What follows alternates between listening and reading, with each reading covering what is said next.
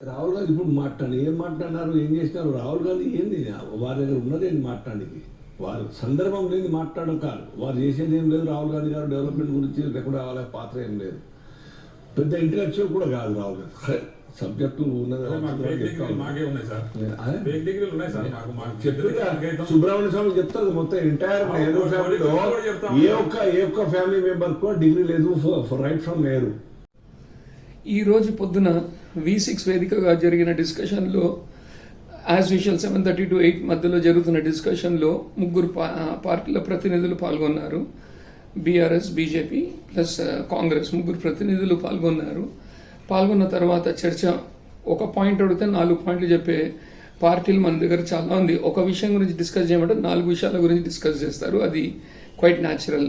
సరే, కాళేశ్వరం గురించి మాట్లాడితే ఫోన్ ట్యాపింగ్ గురించి మాట్లాడితే కార్ రేసింగ్, ఎక్కడెక్కడో చర్చలు తీసుకుపోతారు. అది సహజము, అది రాజకీయ నాయకుల యొక్క లక్షణం. అది అయితే డిబేట్ జరుగుతుండగా మధ్యలో అల్జాపూర్ శ్రీనివాస్ బీజేపీ ప్రతినిధి గారు ఆయన మాట్లాడుతూ ఏమన్నాడు, ఎవడయా రాహుల్ గాంధీ? అసలు రాహుల్ గాంధీ ఇంటలెక్చువలే కాదు, అసలు రాహుల్ గాంధీ వాళ్ళ ఇంట్లో ఎవరు కూడా డిగ్రీ చేయలేదు అని చెప్పి సుబ్రహ్మణ్య స్వామి చెప్పిందని చెప్పారు. ఈయన సరే బాగానే ఉంది, ఎవరో చెప్పింది ఈయన ఎందుకు చెప్పడము ఒకటి.